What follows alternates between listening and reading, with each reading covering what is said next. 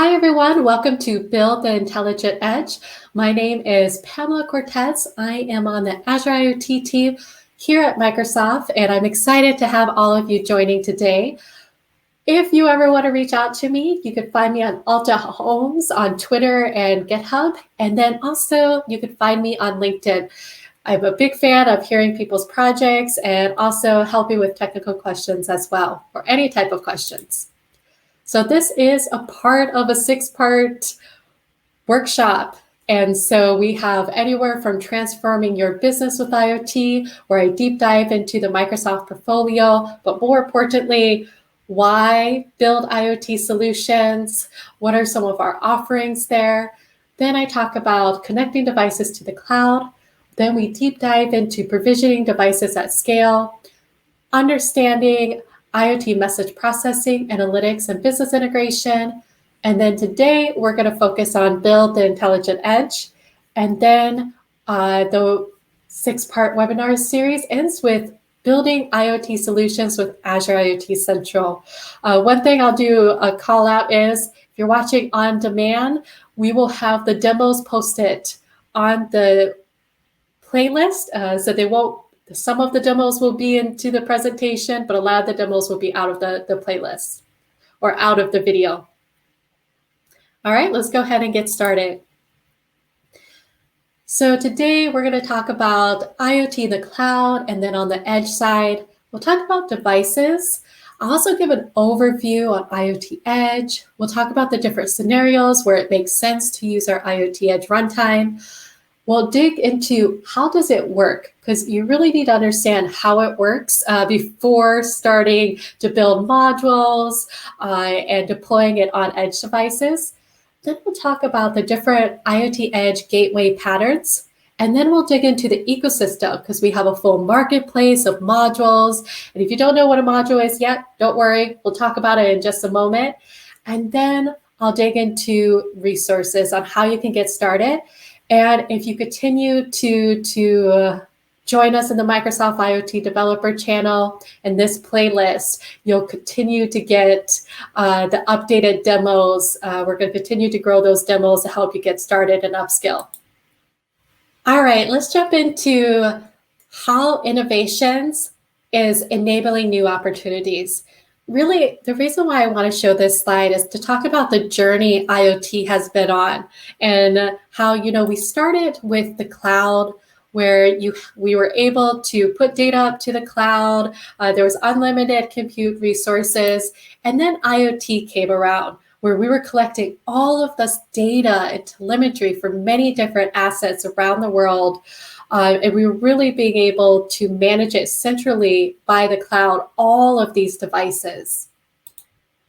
Then came along Edge.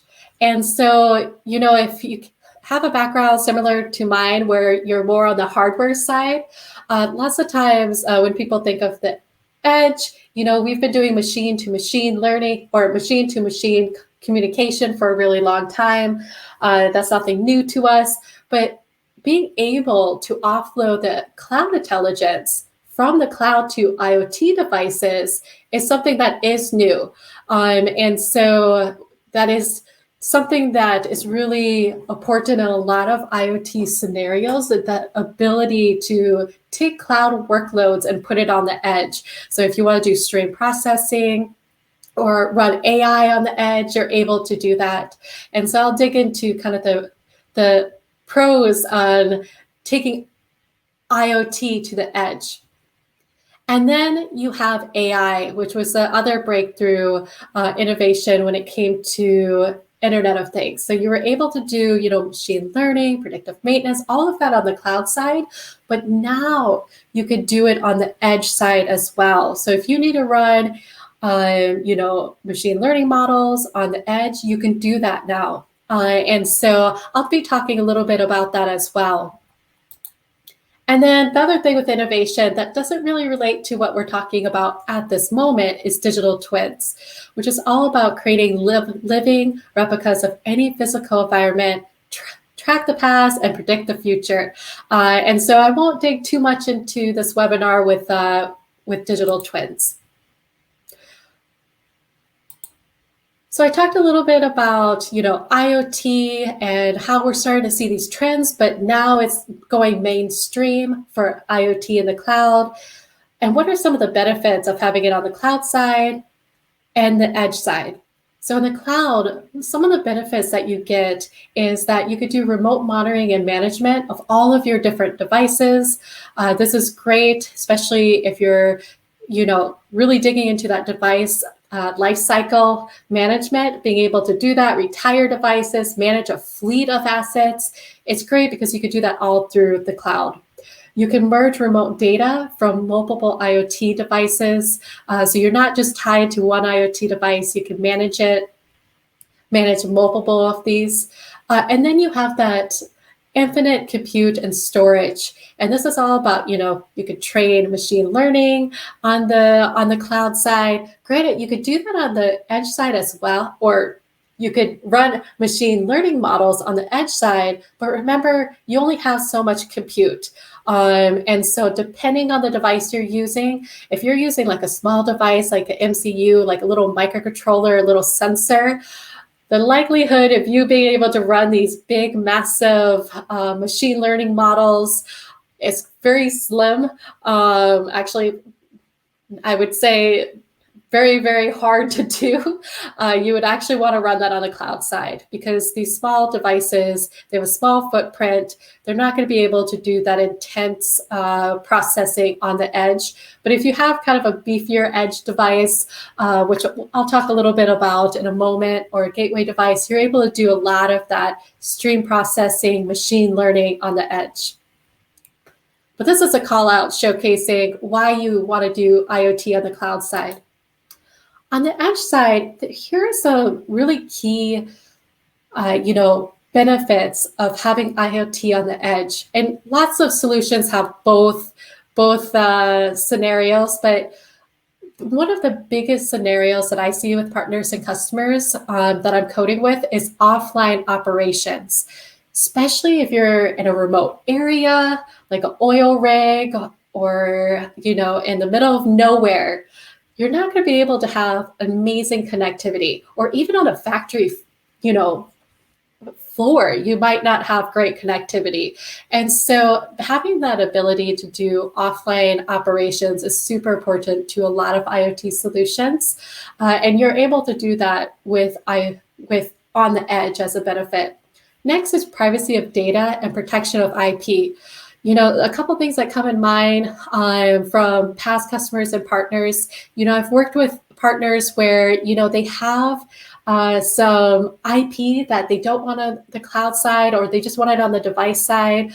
Another example is I worked with a partner that is public, but we were trading video data, and based on the regulations of the region with GDPR, we were not able to take some of that data due to privacy rights and bring it up to the cloud. So being able to do processing on the edge and filter out certain data is super important, and also privacy of that data too.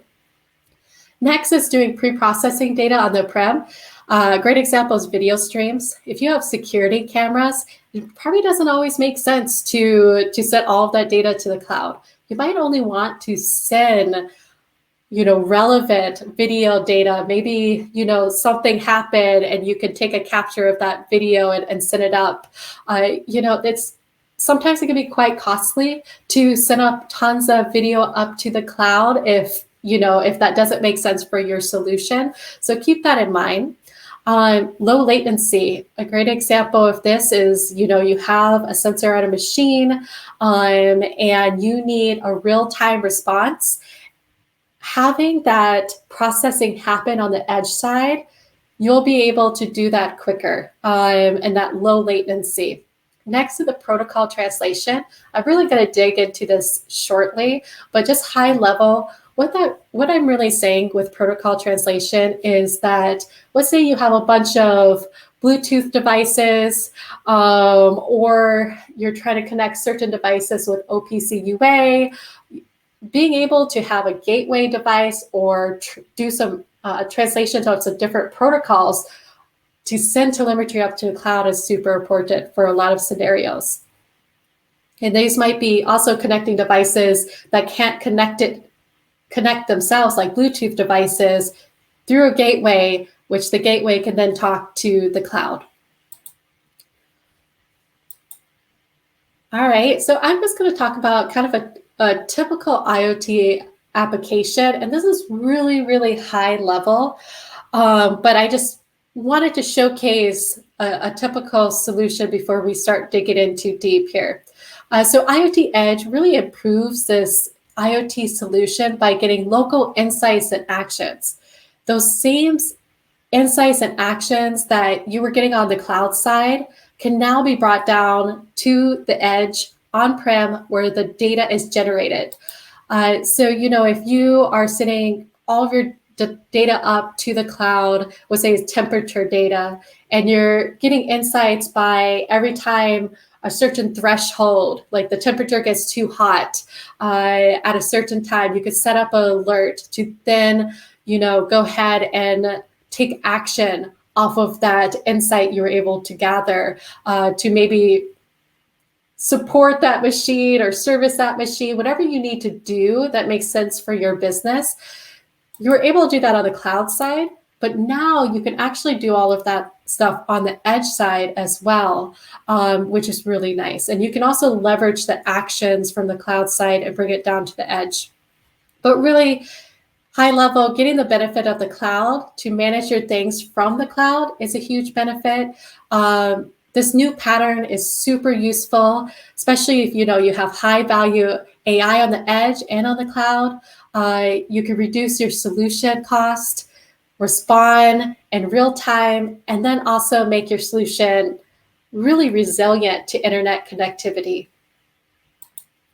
So you could see that all of that stuff I was able to do from driving insights and actions, you can actually bring it to the edge side as well.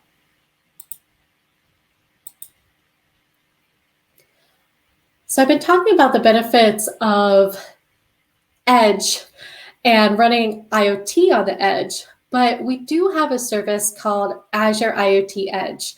It is a runtime, and it really lets you extend the cloud intelligence to devices. So it addresses risk of inherent when moving data and analytics to the edge. It has security standards that balance flexibility to different deployment scenarios with the protection that one would expect from all of Azure services. So IoT Edge runs in various makes and models of hardware. It supports several operating systems. So if you're, let's say, using Windows or Linux, we have support there for IoT Edge. We have examples with Yocto as well. So definitely look at our different offerings. And then it applies to a diverse deployment scenarios, which I'll talk about in just in a moment. What's nice is that you can offload AI and analytics workloads to the edge, as I mentioned, offline, respond in real time, since everything's the analytics that's happening on the edge. But what I really want to call out on this kind of fourth bucket here is it's open source.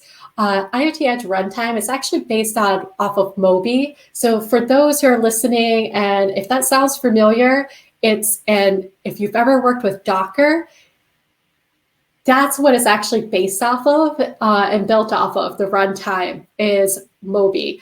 So it is a container-based edge runtime, and I'm definitely going to talk about the benefits of having it container-based shortly as well. But if you're completely new to Docker or Mobi or anything like that, you don't have to be an expert when it comes to Docker. I'll showcase why it's super useful, but it is container-based. And when we say open source too, it does have support with many different programming languages. So we do have, support for Python, Node.js, .NET Core, Java, C. So, you can really use the languages you're already used to. One of the other things I like to point out is that we have really great extensions with VS Code and Visual Studio for IoT Edge runtime. Other things I want to call out is that the IoT Edge runtime, when you think of devices, I get the question a lot on what type of devices the IoT Edge runtime can run into. or run on or be deployed on. And anything, that's bigger than a Raspberry Pi and up, you could think that IoT Edge runtime. So if you could use Docker on the device, most likely you could use IoT Edge. So if you're using like a small microcontroller, you're not going to be able to use the IoT Edge runtime. I just want to give that a call out. What's also really nice about IoT Edge service is that the runtime allows you to transmit your data to the cloud using low latency AMQP, or you can use MQTT protocols. You could configure to run a device or a gateway to support downstream devices to speak to a gateway. And I'll even hint about nested edge scenarios as well. And so these are like the top benefits of using the IoT Edge runtime and what it supports. So high level, it does support Linux, Windows, and ARM 32 and 64 as well.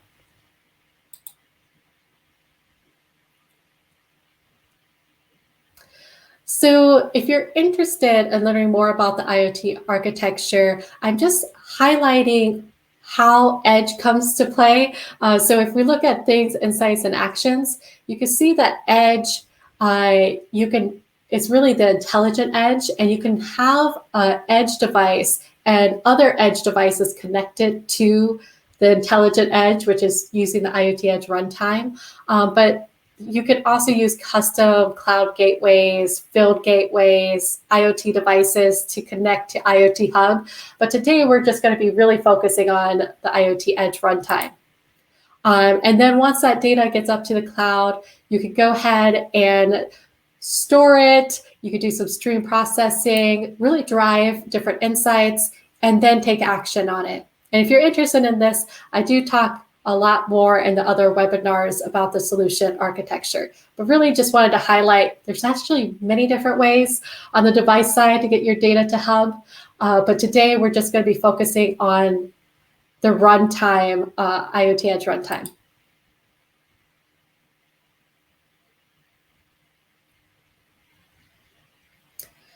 Now, I say the word edge a lot. So we do have a lot of different edge offerings, not only the IoT Edge runtime. So if you are using, again, if you're from my world and have a background in hardware engineering as well, you probably are interested, when you hear edge, it sounds like every device is the edge. When we talk about it on the cloud side, I will use the word IoT Edge runtime, so we're talking about IoT Edge. But when you're using like sensor and controls, like microcontrollers and IoT devices, you can connect to Azure IoT Hub through our device SDKs. We even have an RTOS, Azure RTOS, that leverages the ThreadX operating system. And then we have Azure Sphere as well. But really, you can use any type of RTOS. The device SDKs support many different programming languages. We even have an embedded C SDK for microcontrollers. But just wanted to call that out, that the IoT Edge runtime works really well with Windows, Linux, Yocto, and more kind of beefier devices when it comes to a Raspberry Pi and up. So you could have these edge devices where you care about doing stream processing on the edge, when you are looking into AI or want to manage Azure services and containers in any IoT device. This is when you're going to use the IoT Edge runtime. Also, IoT Edge works with Azure Stack Edge, and so beefier servers, and so we do have support if you're doing a lot more processing. We do have offerings that leverage IoT Edge across different products and services. So I'm just going to quickly go over some different scenarios. Connected Factory is probably one of our top IoT Edge use cases. You could do predictive maintenance, anomaly detection, and so it's a very, very popular scenario, especially on factory. And if you're using OPC UA or anything like that, different protocols, you can use IoT Edge runtime to get your data sent up to the cloud. Next, it's being able to do asset optimization. So for example, here we have a retail store, so this is grocery store, and you can use IoT Edge. You can have a device where anytime someone's walking by, the lights turn on, and you're not actually sending any data up to the cloud. You can actually process everything on the device side. But what's nice is that then you can batch send up to the cloud, or you can send up relevant information over time to the cloud. So you could derive long-term insights from seeing that data. Next is retail examples. So for this one, you can really use video analytics or being able to take these security cameras, deploy AI models on the edge side to do fraud detection, look at customer path analytics. And so being able to do that on the cloud side is that you didn't have to send all of that data up to the cloud. You could be doing it on the edge side. So I know I sound like a broken record there, but there's a lot of different scenarios there.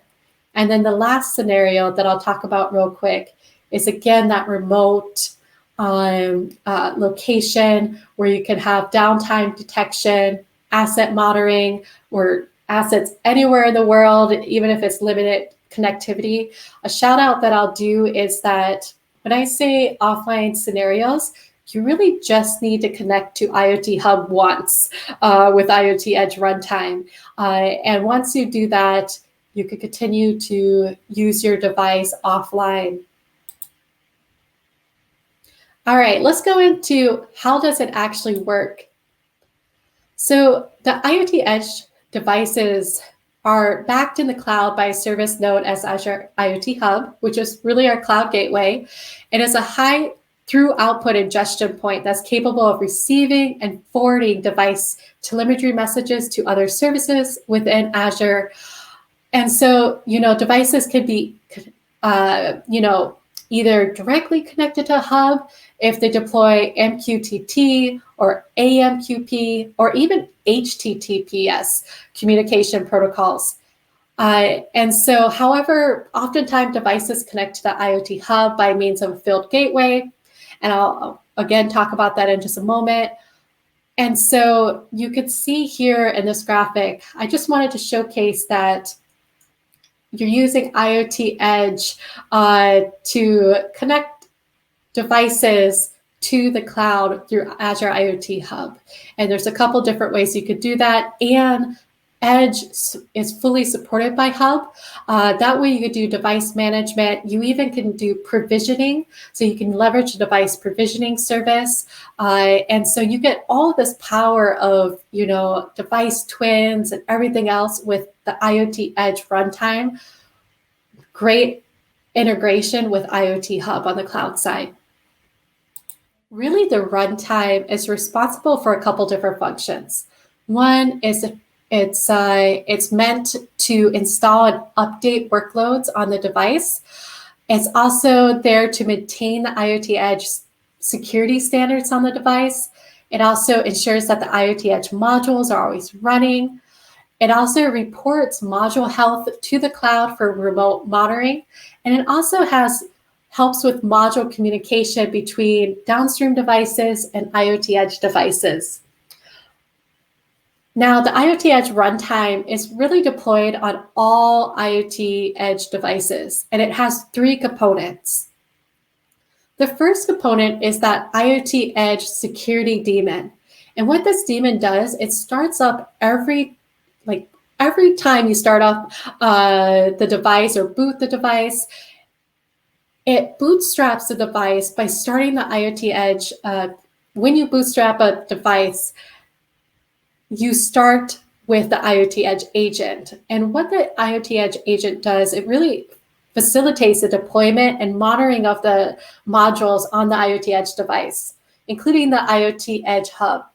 So the IoT Edge Hub, as highlighted here in this graphic, is one of the system modules.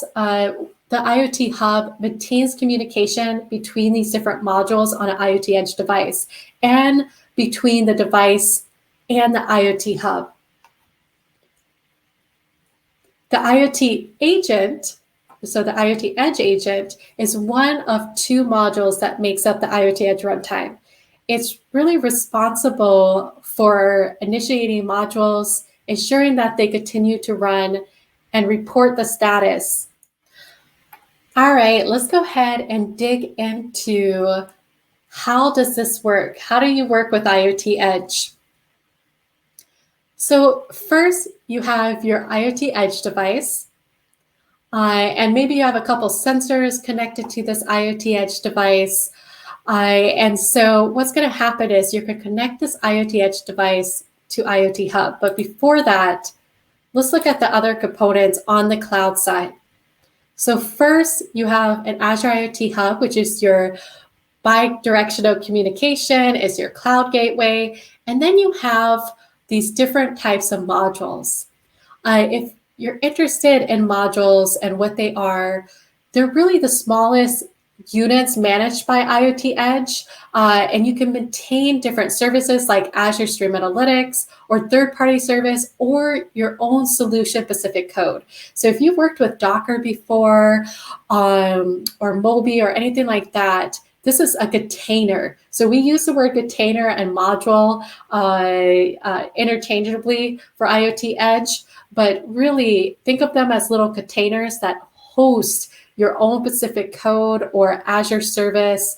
And so what's nice about this is that once you containerize these different workloads, you're going to go ahead and host these containers on something like Azure Container Registry, or you can even use Docker Hub. It just depends on wherever you want to host your containers. But the reason why it's useful to host these containers on the cloud side is that then you can easily deploy certain containers on specific edge device. So let's say I had that one container that had that machine learning service, and I put it up to the container registry. Now I can use that same container and deploy it at any device that's running IoT Edge.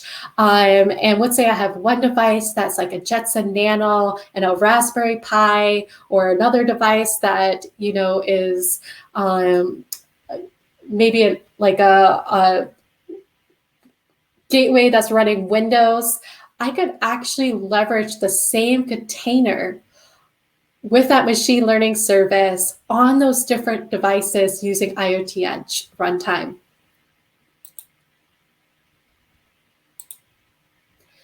So one of the things that you'll do is actually leverage the deployment manifest. So the really high level, the deployment manifest is a list of those module twins that are configured with their desired properties. So the deployment manifest tells the IoT Edge device which modules to install and configure them. So for this example, you could see that I just went ahead and deployed that manifest, and within that manifest, I actually am able to say, hey, I'm going to use the machine learning service module. I'm going to use that data collection module. I'm going to use the alert module, this version. And this is the IoT Hub that I'm using. And these are how these containers talk to each other. And I deployed that manifest on the device side. So you can see that now those containers are now being deployed on the device. And now my IoT Edge device has the containers that it needs to do, let's say, the machine learning on the edge side without having to send all that data up to the cloud.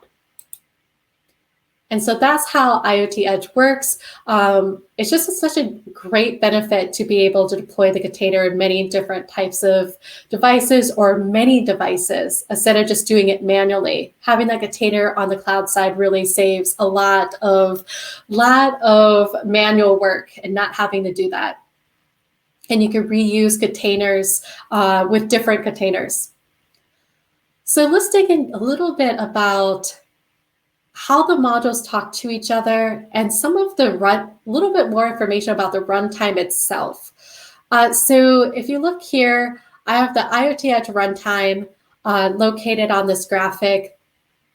And one thing that I'll call out here for the runtime is that it actually serves a couple different purposes. One, it's to install and update the workloads on the device. The runtime also maintains the security standards on the device.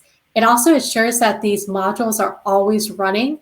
So it's going to make sure that telemetry is still running. It's going to make sure Insight module is still running. And it'll also manage communication between downstream devices and IoT Edge devices. It'll manage the communication between the modules and the IoT Edge device. So you can see my telemetry module is actually, sending information to my Insight module, and my Insight module is then sending information to my Action module. So you as the developer will set what those routes are on how the modules communicate with each other. And the runtime is responsible, and that's one of the functions of it. The runtime itself actually has 3 components to it. One, the runtime has an IoT Edge security daemon. And really what this is that the security daemon starts each time the IoT Edge device boots and bootstraps the device by starting the IoT Edge agent. The second thing that the IoT Edge runtime has is the IoT Edge agent. And really, this is one of the 2 modules that makes up the IoT Edge runtime as a whole. And something to keep in mind is IoT Edge actually has 2 system modules. One is the IoT Edge and one is the IoT Edge Hub. So let's start off with that IoT Edge agent. So it is one of the 2 modules that makes up the IoT Edge runtime. It is responsible for initiating modules and ensuring that they continue to run. It actually reports the status of the modules back to the IoT Hub. And this configuration data is really written as a property of the IoT Edge agent module twin. So really think of this as it's making sure that your modules are running nicely. The next module, or for module communication, is IoT Edge Hub. So the hub actually facilitates the module-to-module communication. When you use the IoT Edge Hub as a message broker, it keeps modules independent from each other. So modules really only need specific, needs inputs in which they accept messages and outputs which they write messages. And this is going to be really important when you're doing routes to understand that there's inputs and outputs of those modules that you will define. So at that point, the goal of that is so that modules processing data in the order specific to that solution. And that's fully on you to decide how you want those modules to talk to each other. And it's called routes. For example, the telemetry to insights, that is a route. From insights to action, that's considered a route. So now that you understand the different ins and outs and understand that there's 2 system modules that will always be deployed on an IoT Edge runtime, the Edge Hub and the agent, and then also understand that as a developer, you're going to be the one that sets routes between the different modules. Now let's talk about how the IoT Edge device can be used as a gateway.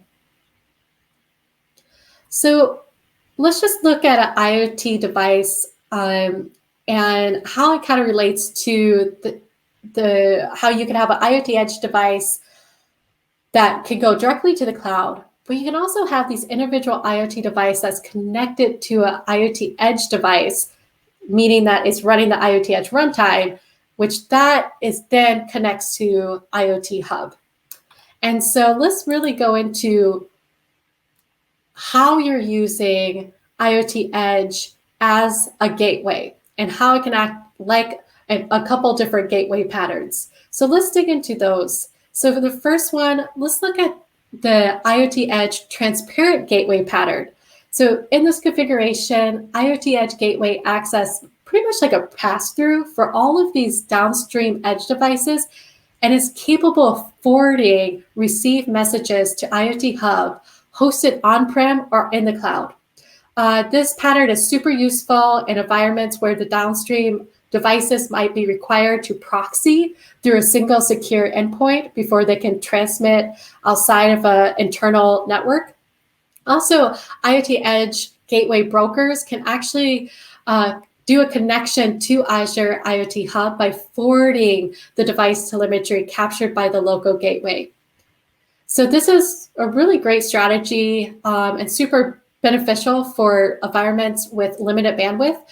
So for example, by limiting the type of telemetry to forward to the cloud, you can actually you can prioritize and oppose which and every messages is received by the gateway. The offline features of IoT Edge can also be leveraged in this pattern. So for example, you could continue to govern workloads running on the IoT Edge device in absence of connectivity or network connectivity. You can also store and forward telemetry in situations where the network connection isn't very great. So for example here, an offshore vessel. One thing I do want to call out here is that you can see that each one of these devices, when they come through this gateway, so using the IoT Edge runtime as a transparent gateway pattern, in IoT Hub, it actually shows up as their own individual device. So this is a important feature of this particular gateway pattern. And so I want you to keep that in mind. If you want these devices to act like their own device in IoT Hub and show up as their own device in IoT Hub, the transparent gateway pattern would make the most sense for you. Now let's talk about IoT Edge protocol translation pattern. So this is going to be a little bit different than what we just talked about with the transparent gateway pattern. So the protocol translation pattern. So this allows for legacy device protocols and to a secure endpoint for transmitting to the cloud. So you could see, hey, we have OPC UA, we have BACnet, we have the Bluetooth. So if you have all these devices that maybe can't connect to the cloud, or it's a certain protocol that you need a protocol translation for, you can actually connect this through the IoT Edge runtime. So this is great for, if you're using the IoT Edge time to retrofit existing environments to support modern cloud offerings. This also, is great for a time where these devices can't connect to, maybe they're not IP enabled, like Bluetooth. So there's a lot of great examples of why this configuration would make sense. So high level legacy sensors or devices that do not support MQTT, AMQP, or HTTPS. One thing I will note here though, is that when you send it up to the cloud, it does not show up as individual devices. It shows up as a gateway device. And so that is just one thing to keep in mind. There's going to be situations that people are quite happy to have a gateway device and just manage the gateway device and not want to manage individual devices. So just giving that call out. Let's look at the next type of gateway pattern, and that's really the identity translation pattern. And you're actually going to see Hey, this kind of looks very similar to the last pattern, which is the protocol translation pattern. And so what's different about this is that at the end, they are all shown as their individual devices. So modules themselves in the IoT Edge runtime does all of the work of understanding the native protocol. So if you're using OPC UA, you can use a module to understand that protocol and provide an IoT hub identity for those devices. So it'll store the device state, it'll translate the IoT hub primitives to the protocol specific to that particular functionality. So if you want to use module twins or direct methods or device messaging, cloud to device messaging, all of that to these different devices, this identity translation pattern might make the most sense for you.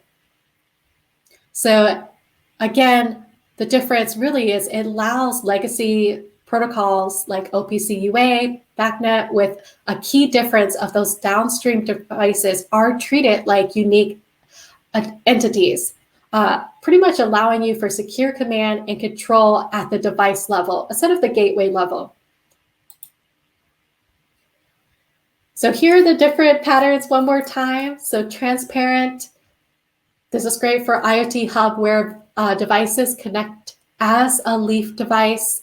The next one is protocol translation. Modules talk to Leaf devices and acts like a single device at IoT hub. And then identity translation, where you have module talks to these Leaf devices and then impersonates and manage identities on the behalf of the Leaf devices as unique IoT hub devices.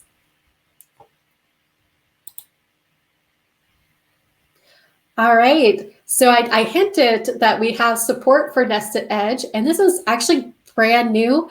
And so really excited to make a note of this is that we do have support for Nested Edge. And what Nested Edge means is what we've been talking about this whole time is IoT Edge device that's running the IoT Edge runtime. And then these, individual devices connected to this IoT Edge device, and IoT Edge device can act, as a gateway device. But what happens if you have, other IoT Edge devices running IoT Edge runtime? You have the capability of actually doing Nested Edge. And there's definitely some benefits here. And this is actually this has probably been one of our top requested features in IoT Edge since we released. So IoT Edge devices can now be nested securely, to securely collect data across networks, organized, and different layers. So this is great for industrial customers because they commonly use layered networks to isolate and also secure their most critical assets. And so that, recommended by a couple different standards.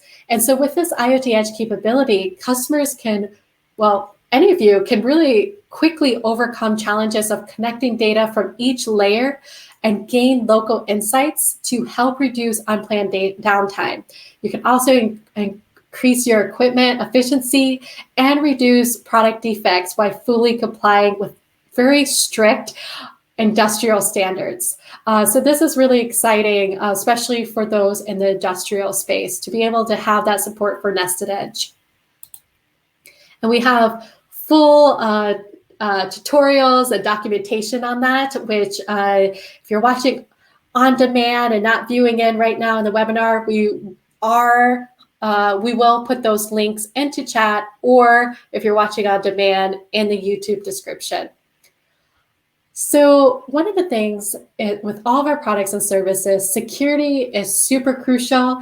So every product and service we have a security story with it. So for IoT Edge, it's no different.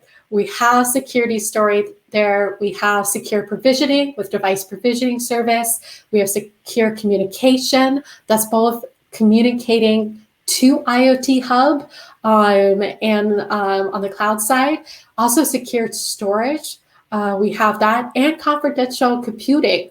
If you're interested in confidential computing or enclaves or anything like that, we have an amazing deep dive that was done to really talk about why do you care about confidential computing and where is it going, and how you're protecting your data. We also have support for Defender for IoT. If you don't know what Defender for IoT is, so Azure Defender really looks at across your full IoT solution and also gives you suggestions and showcase where you might be at risk, how to resolve that risk. You can set up custom security alerts as well, and that you can do that all through the cloud side. And you can have a Defender for IoT agent that lives on your edge device as well.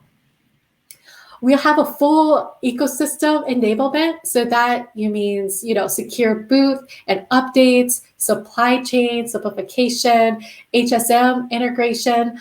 So we really look at not only security on the device side, but the connectivity and the cloud side of being more secure. Let's look at IoT Edge and the device lifecycle. So when you look at the device lifecycle, really, we always think about it in kind of 5 areas. 1, you're going to enroll your device, and 2, enroll your device. That's all about, understanding and planning where these devices, who's going to have access to these devices. And so to enroll your device in DPS, so device provisioning service, Device provisioning service is a helper service for IoT Hub that does work with IoT Edge runtime devices. So if you're trying to provision at scale with zero touch, you can actually authenticate devices, onboard them, configure them, and provision for that service using device provisioning. So that's just a nice call out when you're enrolling and provisioning. Also configuring as well. So configuration is all about providing updates, configuration, and applications assigned to the purpose of each device. So we do have device and model management within IoT Hub. You can get access through that through the portal, even through your IDE. You can understand what modules you have supported. But what's great about this is you have that full module and routes management in IoT Hub. We also have support for monitoring your devices. So you could use Monitor Metrics for Azure monitoring. You can also use Azure Defender for IoT for monitoring security. Remember how I said you can do custom alerts, and then there's common alerts that Azure Defender does as well. The next thing is retire. Now this is a big part of the device lifecycle, is to be able to decommission devices. Anytime you need to retire a device, or maybe a device is end of life, or maybe you're going to replace a device, or you're selling a device, you're able to go ahead and decommission this with device provisioning service and Azure IoT Hub. So the great thing about the runtime is that it's supported across all of our different products and services when it comes to this device lifecycle. Now, I already talked about Azure Defender for IoT, but I just wanted to showcase this image to really showcase that you can visually see if you have threats on the Azure portal, you're able to look at all of your assets and risk across your entire IoT and OT environment. So let's say you have a bunch of edge devices, but you also have some VM. You have a VM set up, or maybe some storage. You can actually monitor all of that with an Azure Defender for IoT. And so it's nice for you to see your full security between your end-to-end IoT solution, not just your edge device.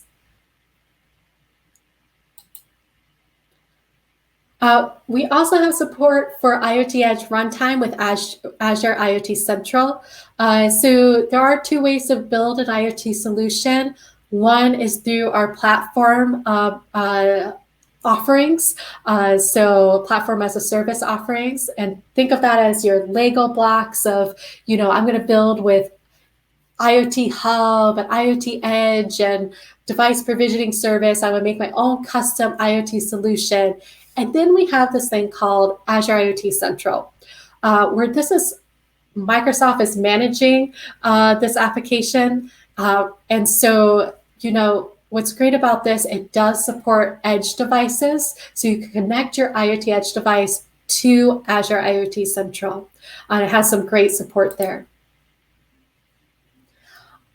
Mentioning a couple ecosystem programs that we have a device catalog, and in that device catalog, these are certified IoT Edge devices. So if you're looking for, let's say, a edge device that has Ethernet and has these type of sensors or anything like that, you can search through our device catalog. One thing I do want to do a call out, even though those devices are certified to work with IoT Edge and it's going to work right out of the box, it doesn't mean those are the only devices that can work with IoT Edge. So it's just a great starting point if you're trying to find an edge device. We also have a marketplace for modules. So we have Azure SQL Edge module that you can use. We have OPC UA. We have tons of partners. You can even submit a module in the marketplace. What's just great about this is that you don't have to reinvent the wheel. So if you're just trying to do video analytics, we actually have a visual or video analytics module that you could just deploy from the marketplace and just deploy in your IoT Edge solution.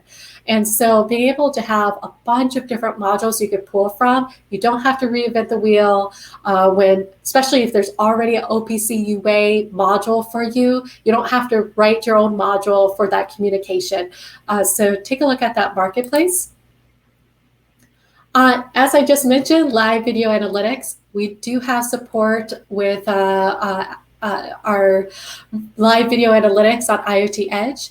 And what's great about this, it allows you to build real-time video analytics solutions on the edge, just like the name suggests.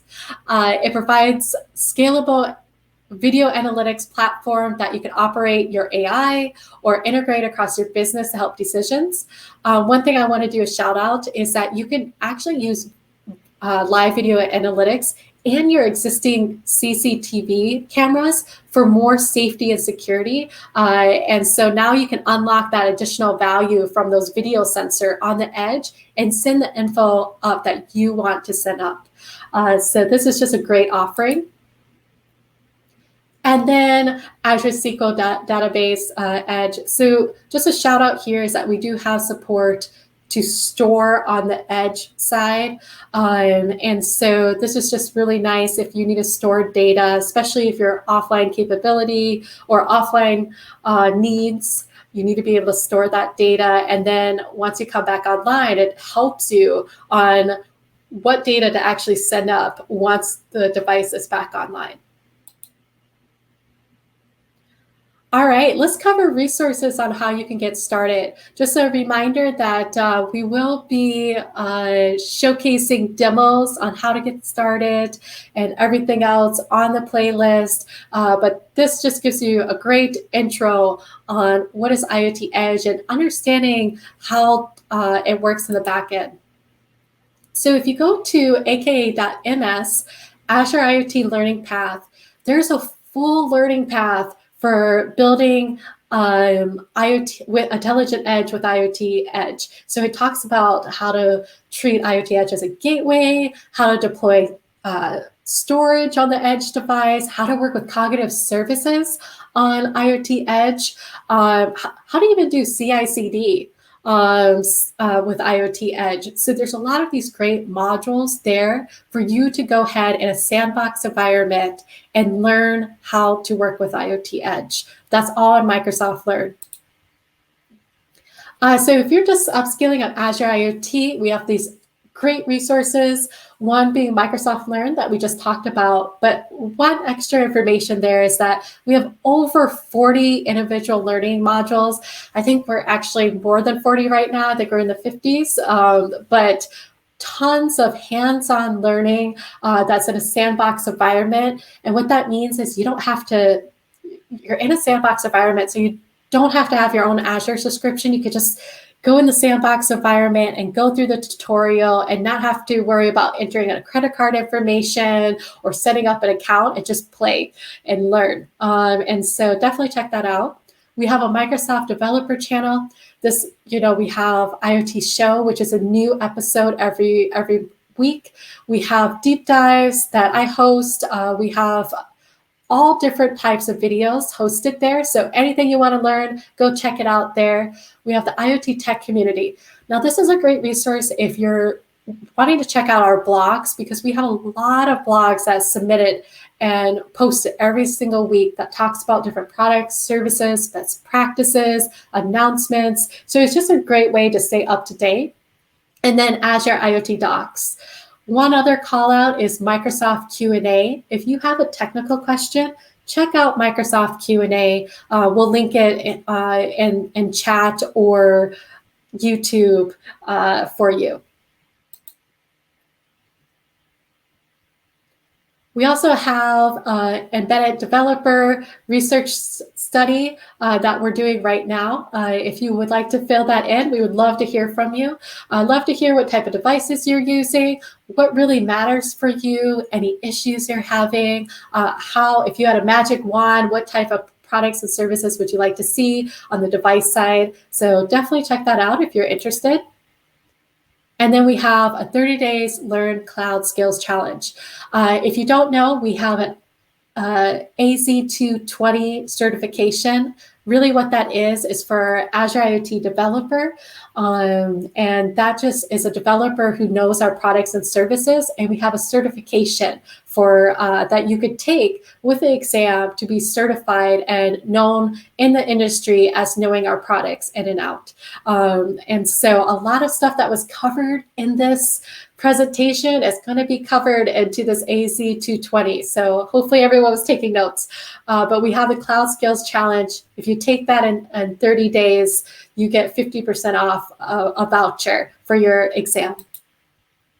So I just want to thank all of you for joining, and here's some links for you. And I hope that you check out some of our demos and continue learning more. Hope everyone has a great day. Thank you for coming.